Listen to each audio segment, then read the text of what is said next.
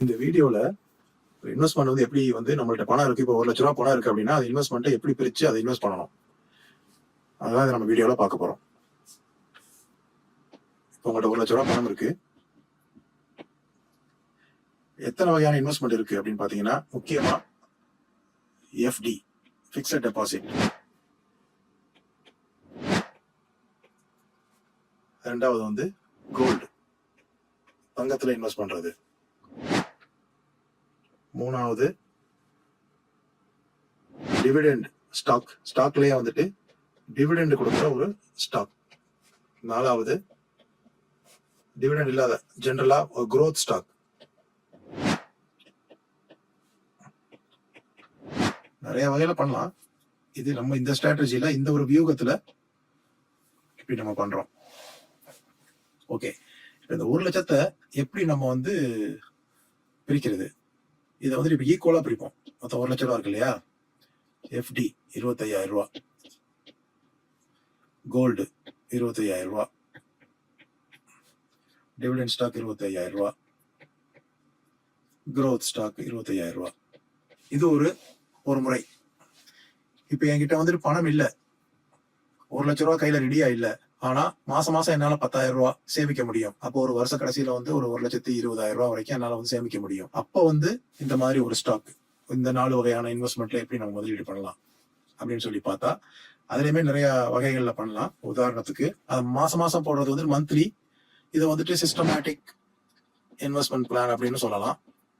Monthly SIP, மாதாந்திர ஒரு investment plan. அப்ப எனக்கு மாசம் 10,000 ரூபா இருக்கு அப்படின்னா அதே தான். இப்போ வந்துட்டு ஜனவரி, பிப்ரவரி, மார்ச், ஏப்ரல், மே, ஜூன், ஜூலை, August, September, October, November, December. இப்ப நான் வந்து FD, gold, dividend, growth stock. இந்த growth, டிவிடெண்ட், இந்த ஸ்டாக் வந்து ஈக்விட்டி மார்க்கெட்ல உள்ளது. கோல்டுங்கிறது தங்கத்துல வந்து எப்படி வாங்கணுங்கிறத நம்ம டிஸ்கஸ் பண்ணுவோம் அடுத்தடுத்த வீடியோல. எஃப்டி, இந்த எஃப்டிக்கு பதிலாக வந்துட்டு இந்த மாதிரி மாசம் போடுறது வந்துட்டு அமௌண்ட் இன்வெஸ்ட் பண்றது வந்துட்டு என்ன சொல்லுவாங்க, ஆர்டி அப்படிம்பாங்க, ரெக்கரிங் டெபாசிட். அதுவும் எஃப்டி மாதிரி தான் பேங்க்ல வந்து போடுறது. இது வந்துட்டு ஆர்டி, ரெக்கரிங் டெபாசிட். ஏன் ரெக்கரிங் டெபாசிட் சொல்றோம்னா, மாசம் வந்து நம்ம வந்துட்டு அதை வந்து இந்த அமௌண்ட் வந்துட்டு போடுவோம். இப்போ வந்து உதாரணத்துக்கு ஜனவரி மாசம் 2,500 ரூபா நீங்க போடுறீங்க, உங்களுடைய 10,000 ரூபா நீங்க வந்து 10,000 மந்த்லி உங்களுடைய சேவிங்ஸ் அப்படின்னா, அந்த 10,000ல ஈக்குவலா பிரிச்சோம் அப்படின்னா 2,500, 2,500, 2,500, 2,500. இதே மாதிரி பிப்ரவரி, மார்ச், ஏப்ரல், மே, ஜூன், ஜூலை, August, September, October, November, December. இது ரெக்கரிங் டெபாசிட். நீங்க ஒரு தடவை வந்து பேங்க்ல 2,500 ரூபா நான் மாசம் ரெக்கரிங் டெபாசிட் ஓபன் பண்ணிட்டு 2,500 ரூபா நீங்க அதுல என்டர் பண்ணிட்டீங்கன்னா, உங்க அக்கௌண்ட்ல இருந்து மாசம் 2,500 ரூபா ஆட்டோமேட்டிக்கா அந்த பேங்க்ல இருந்து டிடெக்ட் பண்ணிடுவாங்க. ஸோ இதன் மூலமா வந்து உங்களுக்கு ஒரு வருஷ கடைசியில வந்து எவ்வளவு ஆகும்னா, 1,20,000 ஒரு வருஷம் முடியும் போது 1,20,000 அப்படின்னா, அதுல வந்து நாளா பிரிக்கும் போது 30,000 ரூபா எஃப்டில வந்துட்டு உட்காந்துரும். அதே மாதிரி கோல்டு. இந்த கோல்டு வந்துட்டு இப்போ உங்களுக்கு ஒரு கேள்வி வரும், 2,500 ரூபாய்க்கு எப்படியா கோல்டு வாங்குறது, ஒரு கிராமே வந்துட்டு 10,000 ரூபாய்க்கு மேல போயிட்டு இருக்கு, செய்கூலி சேதாரம்லாம் சேர்த்தா 13,000, 14,000 போயிட்டு இருக்கு, 2,500 ரூபாய்க்கு என்ன எங்கே போயிட்டு வாங்குறது அப்படின்னா, அதுக்கு வழி இருக்கு. அந்த கோல்டு, அந்த ஸ்டாக் மார்க்கெட்லயே வந்துட்டு கோல்டு வாங்க முடியும். சின்ன யூனிட்டா பிரிச்சு அந்த கோல்டு ETF அப்படின்னு சொல்லுவாங்க, exchange traded fund. NSE, BSE சொல்லி 2 எக்ஸ்சேஞ்ச் இருக்கு இந்தியால, அது மூலமாவும் நம்ம வாங்கலாம். ஸோ இது ஒரு 30,000 ரூபாய். இதே மாதிரி டிவிடெண்ட் ஸ்டாக்ஸ்ல அதே மாதிரி மாசம் ஒரு 2,500 ரூபாய்க்கு. இது டிவிடெண்டுங்கிறது ஒரு எஃப்டி மாதிரி தான். ஆனா என்ன வித்தியாசம் அப்படின்னா, எஃப்டிக்கும் இதுக்கும், எஃப்டில வந்து நம்ம போடுற அமௌண்ட் வந்துட்டு குறையாது, பிக்சடா இருக்கும், அது வந்துட்டு மாறாது. நம்ம 2,500 ரூபாய் ஒரு மாசம் வந்துட்டு உள்ள இன்வெஸ்ட் பண்றோம் அப்படின்னா அந்த டெபாசிட்ல அந்த 2,500 ரூபாய் அப்படியே இருக்கும், அதனுடைய வேல்யூ மாறாது, அதனுடைய மதிப்பு மாறாது. அந்த 2,500 ரூபாய்க்கு என்ன இன்ட்ரெஸ்ட் அவங்க கொடுக்குறாங்களோ அந்த இன்ட்ரெஸ்ட், அது குவார்டர்லி 3 மாசத்துக்கு ஒரு தடவையோ 6 மாசத்துக்கு ஒரு தடவையோ 1 வருஷத்துக்கு ஒரு தடவை அந்த மாதிரி கொடுப்பாங்க. அதெல்லாம் சேர்த்து வருஷ கடைசியில இந்த 30,000 ரூபாய் நம்ம போட்ட பிரின்சிபல் கூட பிளஸ் இன்ட்ரெஸ்ட் இதுல வந்து ஆட் ஆகும். உதாரணத்துக்கு வந்து இப்போ ஒரு 5% கொடுக்குறாங்க அப்படின்னா 10% வந்து 30,000த்துல 3,000 ரூபாய், 5% அப்படின்னா 1,500. இது ஒரு ரஃபான கால்குலேஷன் தான். ஏன்னா இது வந்து மாசம் போடுறதுனால 30,000க்கு வந்துட்டு மொத்தமா வந்து இந்த மாதிரி வராது. ஒரு எக்ஸாம்பிளுக்காக சொல்றேன். அப்போ 31,500 ரூபா. இப்ப அதே மாதிரி கோல்டுமே அதே மாதிரி கோல்டு வந்து மார்க்கெட் ரேட் என்ன வந்துட்டு மார்க்கெட்ல என்ன பிரைஸ் இருக்கோ அந்த பிரைஸை பேஸ் பண்ணி அந்த பிளக்சுவேஷன் அந்த பிரைஸ் வந்துட்டு மார்க்கெட்ல கோல்டு பிரைஸ் ஏறுறதுக்கு தகுந்த மாதிரி வந்து இதை வந்துட்டு வாங்கலாம். இதை அடுத்து நம்ம வந்துட்டு டிஸ்கஸ் பண்ணுவோம் டீட்டெயிலா. மூணாவது ஐட்டம் வந்து டிவிடெண்ட் ஸ்டாக்கு. இந்த டிவிடெண்ட் ஸ்டாக்ல அதே மாதிரி ஈக்குவலா 30,000 ரூபா. அது மாதிரி க்ரோத் ஸ்டாக்லயுமே வந்து வாங்கலாம். இது ஒரு மெத்தடு தான், நிறைய மெத்தட்ல பண்ணலாம். இது ஒரு மெத்தடு. ஈக்குவலா நம்மளுடைய ரிஸ்கை வந்துட்டு 4 பிரிச்சு இதுல வந்துட்டு ரொம்ப ரிஸ்க்னு பார்த்தா அந்த க்ரோத் ஸ்டாக் வந்து ரொம்ப ரிஸ்கான ஸ்டாக்கு. இது ரொம்ப ரிஸ்கி அதிகம் இந்த ஸ்டாக்கு. வேற வந்து இது வந்து டிவிடெண்ட் ஸ்டாக் வந்துட்டு கொஞ்சம் தான் ரிஸ்க். ஏன் அப்படின்னா க்ரோத் ஸ்டாக் வந்துட்டு பயங்கரமா மேலங்கிலே ஏறி இறங்கும். டிவிடெண்ட் ஸ்டாக் வந்துட்டு பெருசா மேலங்கிலாம் ஏறி இறங்காது. பிளஸ் அதனுடைய டிவிடெண்ட் அது வந்துட்டு டிவிடெண்டுங்கிறது வந்து அவங்களுடைய வர இன்கம்ல வந்து ப்ராஃபிட்ல வந்து ஷேர் பண்ணி கொடுப்பாங்க. க்ரோத் ஸ்டாக்ல வந்து டிவிடெண்ட் கொடுக்க மாட்டாங்க. அதுதான் வித்தியாசம். ரெண்டுமே ஈக்விட்டி தான், ரெண்டுமே ஸ்டாக்ஸ் தான். ஆனா ஒரு கம்பெனில வந்துட்டு யார் வந்து டிவிடெண்ட் தராங்களோ அந்த ஸ்டாக் வந்துட்டு க்ரோ ஆகாதுன்னு சொல்லுவாங்க. வேற வந்துட்டு க்ரோத் ஸ்டாக் வந்துட்டு க்ரோ நல்லா ஆகும், ஆனா டிவிடெண்ட் தர மாட்டாங்க. அப்படி தந்தாலும் ரொம்ப ஸ்மால் அமௌண்ட் கொடுப்பாங்க. ஸோ க்ரோத் ஸ்டாக் வந்துட்டு மேலங்கிலே நல்லா ஃபிளக்சுவேட் ஆகும், மேலங்கிலே ஏறி இறங்கும். அதனால ரிஸ்க் ரொம்ப அதிகம். ஸோ ரிஸ்க் ரேங்கிங் படி பார்த்தா ரொம்ப ரிஸ்க் வந்து அதிகமான ரிஸ்க்னு பார்த்தா இதுதான் ரிஸ்க் நம்பர் 1, டாப் ரிஸ்க். இது வந்துட்டு ரிஸ்க் 2, ரெண்டாவது ரிஸ்க் இது. அடுத்து இது வந்து இது ரெண்டு கோல்டும் ரிஸ்க் தான். லாங் டேர்ம்ல தான் வந்துட்டு கோல்டு வந்து உங்களுக்கு நல்ல ஒரு ரிட்டர்ன் கொடுக்கும். ஷார்ட் டேர்ம்ல பாத்தீங்கன்னா வந்து பெருசா இது பண்ற மாதிரி இருக்காது, ப்ராஃபிட்டபிளா தெரியாது. ரெண்டாவது சீசனை பொறுத்து சேஞ்ச் ஆகும். பட் அதே நேரத்தில் வந்துட்டு தமிழ்நாட்டு பண்பாடு, நம்ம மக்களுடைய பண்பாடு, இந்திய பண்பாடு, கோல்டு வந்து மண்ணில் போடணும் இல்லை பொண்ணில் போடணும்னு சொல்ற மாதிரி வந்துட்டு இதுல வந்து நம்ம வந்து மண்ணில் போடுறத பத்தி இதில் டிஸ்கஸ் பண்ணல. பட் அதே நேரத்தில் ஃபிக்ஸட் டெபாசிட்ங்கிறது உங்களுக்கு எந்த ஒரு லாஸும் கிடையாது. R4 இருக்கிற இந்த நாளில் ரிஸ்க்னு பார்த்தா ஹை ரிஸ்க். நம்பர் 1 ரிஸ்க் வந்துட்டு க்ரோத் ஸ்டாக், நம்பர் 2 ரிஸ்க் வந்து டிவிடெண்ட் ஸ்டாக், நம்பர் 3 ரிஸ்க் வந்துட்டு கோல்டு, நம்பர் 4 ஆல்மோஸ்ட் ரிஸ்கே கிடையாது. இருந்தாலும் ரேங்க் படி பார்த்தா 4வது ரேங்க்ல இருக்கு அப்படின்னா கீழே இருக்குன்னு அர்த்தம். இப்போ வந்து ஓகே, இப்போ நம்ம வந்து 4 பிரிச்சாச்சு. இப்போ இந்த டிவிடெண்ட் ஸ்டாக் எப்படி கண்டுபிடிக்கிறது, அதே மாதிரி க்ரோத் ஸ்டாக் எப்படி கண்டுபிடிக்கிறது. இப்போ கோல்டு ஸ்டாக் வந்துட்டு கோல்டு நம்ம சொன்னோம் மாசம் மாசம் வந்துட்டு நம்ம இன்வெஸ்ட் பண்ற மாதிரி வந்துட்டு கோல்டு எப்படி வாங்குறது. இது மூணுக்குமே வந்து நம்மள்ட்ட ஒரு டிமேட் அக்கௌண்ட் இருக்கணும். இதுக்கு வந்து பேங்க் அக்கௌண்ட். இது வந்து RD, கோல்டு, டிவிடெண்ட், growth. இப்ப RD ரெக்கரிங் டெபாசிட்க்கு வந்து என்ன பண்ணணும் அப்படின்னா இது பேங்க் தான். இதுக்கு ஒரு பெரிய ஒரு பிரச்சனை இல்லை. பேங்க் அக்கௌண்ட் உங்களுக்கு இருந்தா போதும்.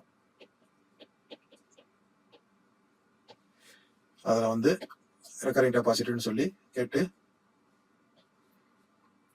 ரெக்கரிங் அப்படின்னா திரும்ப திரும்ப ரிப்பீட்டடா டெபாசிட் பண்றதா ரெக்கரிங் டெபாசிட். நம்ம மாசம் மாசம் பண்றது வந்து ரிப்பீட்டடா பண்றதுனால இது. நம்மள்ட்ட மொத்தமா நெட் கேஷ் இருந்துச்சுன்னா மந்த்லி ஒன்ஸ் வந்து நம்ம மந்த்லி ஒன்ஸ்ங்கிற மொத்தமா வந்து ஒரே டைம்ல வந்து இன்வெஸ்ட் பண்ணலாம். ஓகே, கோல்டுன்னு பார்த்தா கோல்டை வந்து எப்படி வாங்கலாம்? இருக்கிறதுலே பெஸ்ட்னு பார்த்தா கோல்டு வந்து 2 வகையில வாங்கலாம். ஒன்னு பிசிக்கல் கோல்டு. பிசிக்கலா நம்ம கையில நம்ம பொருள் நம்ம தான் வந்து நம்ம கையில தான் இருக்கும் கோல்டு. பொதுவா பரம்பரையா நம்ம வந்துட்டு வழக்கமா வந்து இதுதான் நம்ம வந்து எல்லாருமே வந்துட்டு நம்ம வந்து யூஸ் பண்ற மெத்தடு. நம்ம கோல்டு வாங்குற மெத்தடு கொஞ்சம் கொஞ்சமா பணத்தை சேர்த்து வச்சு ஒரு 6 மாசமோ 1 வருஷமோ 2 வருஷமோ இந்த இதே 2000 30,000 ரூபாய் சேர்ந்ததுக்கு அப்புறம் 2 வருஷம் கழிச்சு ஒரு 60,000 ரூபாய் சேர்ந்ததுக்கு அப்புறம் எடுத்துட்டு போயிட்டு கடையில போயிட்டு 60,000 ரூபாய்க்கு வந்து இப்ப அரை பவுனோ இன்னைக்குள்ள விலைக்கு வந்துட்டு அரை பவுனோ 3/4 பவுனோ அந்த மாதிரி வாங்குறது மக்களுடைய வழக்கம், பண்பாடு. ஆனா அதுக்கு பதிலாக அந்த 30,000 ரூபாய் நம்ம கையில வச்சுக்கிட்டு இருக்கும்போது எவ்வளவு வாய்ப்புகள் இருக்கு அதை செலவாகிறதுக்கு, நம்ம கையில இருந்து கரையிறதுக்கு சான்ஸ் இருக்கு. அப்ப அதுக்கு பதிலாக என்ன பண்ணலாம் அப்படின்னா நம்ம வந்துட்டு அந்த மாசம் மாசம் அந்த பணத்தை வந்து நம்ம ஸ்டாக் மார்க்கெட்ல ETF ஒரு ஆப்ஷன் இருக்கு, gold exchange traded fund, ETF. அந்த ஸ்டாக் மார்க்கெட் எக்ஸ்சேஞ்ச்ல எக்ஸ்சேஞ்ச் ட்ரேடட் ஃபண்ட் அப்படின்னு சொல்லி ஒரு ஆப்ஷன் இருக்கு. அந்த ETF உள்ள நிறைய கம்பெனி அந்த எக்ஸ்சேஞ்ச் மூலமா வந்து பேங்க்கும் சரி இல்ல ஒரு சில பிரைவேட் ஃபண்ட் கம்பெனிஸ்லாம் வந்து கோல்டை வந்து சின்ன சின்ன யூனிட்டா விற்பாங்க. இப்போ ஒரு பவுன் வந்து 1 லட்சம், 1 கிராம் வந்து 10,000 வச்சுக்கோங்க. 1 கிராம் 10,000 ரூபாய் அப்படின்னா 10,000 உடனே நம்ம வச்சிருக்கிறது 2,500 தான் மாசம் வந்து நம்ம வந்து பே பண்ண போறோம். அப்ப இது என்ன பண்ணிருப்பாங்க, இந்த ஃபண்டுல இந்த 1 கிராம வந்துட்டு 100 பிரிச்சிருப்பாங்க. 1 கிராம் வந்து 100 பார்ட்டா பிரிப்பாங்க. 1 கிராம 100 பிரிச்சா எத்தனை வரும்? 0.1 கிராம் வருமா? 0.1 இல்ல 0.01 கிராம். 100 parts 0.01 gram. இது வந்து 1 கிராம வந்து 100 பார்ட்டா பிரிச்சிருவாங்க. அப்ப 100 இன்ட்டு 0.01 ஈக்குவல்ஸ் 1 கிராம். சரியா? அப்ப 1 கிராம வந்து 100 பிரிச்சுட்டாங்க அப்படின்னா 1 கிராம 100 பிரிச்சுட்டா இப்ப ஒரு பார்ட் வந்து ஒரு பகுதி வந்துட்டு ஒரு பிரிவு வந்து 0.01 கிராம், 0.01 கிராம் அல்லது 10 மில்லிகிராம் கூட சொல்லலாம். அப்ப என்ன 1 கிராம்ங்கிறது 1000 மில்லிகிராம். அப்ப 1 கிராம 1000 மில்லிகிராம 100 பிரிக்கும் போது வந்து ஒரு 10 மில்லிகிராம். ஸோ இது 100 யூனிட். இதை வந்து என்ன சொல்லிடுவாங்க, யூனிட்னு சொல்லிடுவாங்க. அப்ப அந்த 10,000 அப்ப அந்த 1 கிராம டிவைடட் இன்டு 100 பார்ட்ஸ், 1ல இருந்து 2ல இருந்து 100 யூனிட்டா பிரிச்சிருவாங்க. ஒரு யூனிட் வந்துட்டு 0.01 கிராம். இதுவும் அதே மாதிரி ஒரு யூனிட்டும் 0.01 கிராம். அப்ப நீங்க வந்து 1 கிராம் 10,000 ரூபாய் அப்படின்னா ஒரு ஈஸியான கால்குலேஷனுக்காக சொல்றேன். 1 கிராம் 10,000 ரூபாய் அப்படின்னா 0.01 கிராம். இது 100 வந்துட்டு இது 100 டிவைட் பண்ணி வச்சுக்கோங்க. ஒரு யூனிட் வந்து 100 ரூபா வரும். 100 ரூபாங்கிறது நம்மளால வாங்க முடியும் இல்லையா? ஒரு சாதாரண மக்களால வாங்க முடியும். அப்ப 100 யூனிட் வாங்கினீங்கன்னா 10,000 ரூபாய். உங்களோட 10,000 ரூபாய் இருக்கு அப்படின்னா 100 யூனிட் வாங்கலாம். 1 கிராம் வாங்கலாம் கடையில போயிட்டு. அதே மாதிரி இந்த ETF எக்ஸ்சேஞ்ச் ட்ரேடட் ஃபண்ட், இந்த ETF மூலமா 100 யூனிட் வாங்கலாம். இப்ப நம்மள்ட்ட இருக்கிறது 2,500 ரூபாய் இருக்கு. மந்த்லி நம்மளுடைய வியூகம் படி நம்மளுடைய பணத்துல ஒரு பங்கு, நாள் ஒரு பங்கு வந்து 2,500 ரூபாய் வந்துட்டு கோல்டுல போடுறோம். அப்ப எத்தனை யூனிட் வாங்குவோம் அப்படின்னா ஒரு மாசத்துல ஒரு யூனிட் வந்து இப்ப 100 ரூபாய் அப்படின்னா 2,500 ரூபாய்க்கு எத்தனை யூனிட் வரும்? 25 யூனிட் வரும். 25 யூனிட் அப்படின்னா 25 இன்ட்டு 0.01. 25 இன்ட்டு 0.01 வந்துட்டு எவ்வளவு வரும்? 0.25 கிராமா? ஏன்னா 1 கிராம்ல வந்துட்டு ஒரு கால் கிராம். ஸோ இந்த மாதிரி தான் வந்து நம்ம கொஞ்சம் கொஞ்சமா வந்து மாசம் வாங்குவோம். மாசம் 25 யூனிட் வாங்கும்போது ஒரு வருஷத்துல இப்போ ஒரு மாசத்துல 25 யூனிட் அப்படின்னா இயர் எண்டுல வருஷ கடைசியில 12 தடவை வாங்கியிருப்போம். 12 இன்ட்டு 25 யூனிட். அப்ப எத்தனை யூனிட் வரும்? 250 யூனிட். 250 மொத்தம் 300 யூனிட் வருதா? 300 யூனிட். இப்போ 300 யூனிட் இன்ட்டு அந்த 0.01 கிராம் இப்ப எவ்வளவு வரும்? 3 கிராம் வாங்கியிருக்கோம். ஸோ நமக்கு சிறுக வாங்கினதுனால ஒரு வருஷத்துல 3 கிராம் வாங்கிட்டோம். ஆனா இதுல என்ன நம்ம வந்துட்டு கணக்கு வச்சிருக்கோம் அப்படின்னா அந்த ஒரு வருஷம் ஃபுல்லாவே கோல்டு விலை 10,000 அப்படின்னு சொல்லி கணக்கு வச்சிருக்கோம். நம்ம எங்கேயுமே கணக்கை மாத்தவே இல்லை. 10,000 ரூபாய் ஒரு கிராமுக்கு. ஆனா மார்க்கெட் ரேட் வந்து எப்பவுமே வந்து உங்களுக்கு தெரியும், அன்றாட வந்துட்டு கோல்டு வந்துட்டு விலை ஏறிட்டே இருக்கும், விலை இறங்கிட்டே இருக்கும், கணக்கு சொல்ல முடியாது. அப்ப அதுக்கு தகுந்த மாதிரி வந்து கொஞ்சம் யூனிட் வந்து கொஞ்சம் மாறுபடும் விலைக்கு தகுந்த மாதிரி. உதாரணத்துக்கு இப்ப நம்ம வந்து ஒரு மாசம் வந்து 25 யூனிட் வாங்கிட்டோம் 2,500 ரூபாய்க்கு ஜனவரி மாசம். ஏன் அப்படின்னா 10,000 ரூபாய்னால ஜனவரி மாசம் 10,000 ரூபாய் இருக்கு. அப்ப 2,500 ரூபாய்க்கு 25 யூனிட் வாங்கிட்டோம். ஒரு யூனிட் 100 ரூபாய். ஒரு யூனிட்ங்கிறது வந்துட்டு அந்த ஒரு கிராம் வந்துட்டு 100 பிரிச்சதுல ஒரு யூனிட் வந்துட்டு ஒரு 0.01 கிராம் சொன்னோம் இல்லையா? ஒரு யூனிட்னு அது கணக்கு வச்சுப்போம். ஒவ்வொரு எக்ஸ்சேஞ்ச் ஃபண்டும் ஒவ்வொரு மாதிரி வந்துட்டு அது வந்து கணக்கு வச்சுப்பாங்க. ஆனா அது கோல்டு ரேட் அன்னைக்குள்ள மார்க்கெட் ரேட்டை வச்சோ இல்லை எப்போ வந்து அந்த யூனிட் அந்த எப்போ அவங்க ஸ்டார்ட் பண்றாங்களோ அந்த எக்ஸ்சேஞ்சில் அந்த ஃபண்டு, அந்த ETF ஃபண்டு அந்த ஸ்டார்ட் பண்ணும்போது அன்னைக்குள்ள மார்க்கெட் ரேட் என்னவோ அது அப்படி 100 பிரிச்சு அப்படி வச்சிருப்பாங்க. 1000 பிரிப்பாங்க. 10 ரூபாய்க்கு வந்துட்டு கொடுக்கலாம், எப்படி வேணாலும் கொடுக்கலாம். பட் இது வந்து ஒரு ஈஸியான ஒரு அண்டர்ஸ்டாண்டிங்காக இந்த மாதிரி 100 ரூபாய்ன்னு சொல்லி கணக்கு சொல்லியிருக்கேன். சப்போஸ் உதாரணத்துக்கு பிப்ரவரியில 9,000 ரூபாய்க்கு போயிருச்சுன்னு வச்சுக்கோங்க உதாரணத்துக்கு. ஆனா நீங்க உங்கள்ட்ட இருக்கிறது மாசம் நீங்க 2500 ரூபா தான் நீங்க வந்துட்டு இன்வெஸ்ட் பண்றீங்க அடுத்த மாசம் பிப்ரவரியில. இப்ப 9000 ரூபாய் போனதுனால ஒரு யூனிட் வந்து 100 ரூபாயில இருந்து 90 ரூபாய்க்கு போயிருச்சு. சரியா? இப்போ உங்களுக்கு வந்து 25 அதிகமா கிடைக்கும். சரியா? அதுதான் வந்துட்டு இதுல வந்து அட்வான்டேஜ். அப்ப 2500 டிவைடட் பை 90 எவ்வளவு வரும்? கண்டிப்பா 25 யூனிட்டோட மேல வரும்.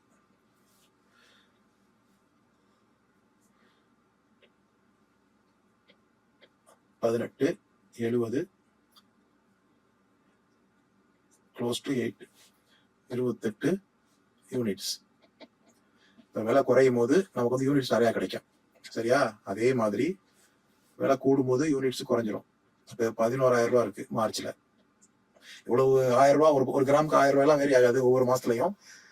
இருந்தாலும் ஒரு புரிதலுக்காக இந்த மாதிரி நம்ம கணக்கு போடுறோம். இப்போ வந்துட்டு எவ்வளவு ஆகும்? 11,000 ரூபாய் போயிடுச்சுன்னா 110 ரூபாய் ஒரு யூனிட் போயிடும். சரியா? இப்ப அதே 2500 110 அப்ப 22 30 30ல வந்து க்ளோஸ் டு 3 நெருக்கி 33 வேணும். 22.5 யூனிட் அந்த மாதிரி வரும். 22க்கு 23க்கும் நடுவுல 22.5 யூனிட்ஸ். இப்ப நம்ம வந்து விலை ஏறிச்சு விலை இறங்கிச்சு எதுவுமே பார்க்காம மாசம் மாசம் வந்து கண்ண மூடிட்டு இந்த மாதிரி வாங்கும் போது நம்மளை அறியாமலே இப்படியே வந்துட்டு ஏப்ரல் டிசம்பர் வரைக்கும் நீங்க வாங்குறீங்க வச்சுக்கோங்களேன். அந்த பிரைஸ் பிளக்சுவேஷன் கொஞ்சம் முன்ன இருந்தா கூட ஆவரேஜா வந்து நீங்க வந்து ஒரு இயர் எண்டுல வந்துட்டு ஒரு 250ல இருந்து ஒரு 300 யூனிட்ஸ் வாங்குறதுக்கு நமக்கு வந்துட்டு வாய்ப்பு கிடைக்கும்.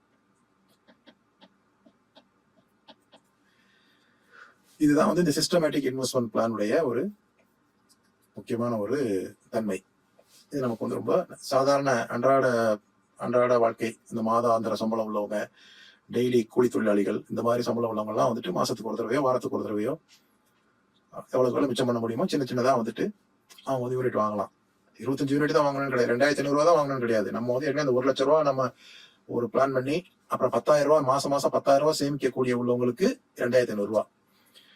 சப்போஸ் நம்ம 4,000 ரூபாய் தான் சேமிக்க முடியும் மாசம் அப்படின்னா கோல்டுல வந்து 1000 ரூபாய் அது வந்து வாங்க முடியும். ஓகே, இப்ப அடுத்தது இப்ப 2 ஐட்டம் முடிஞ்சிருச்சு.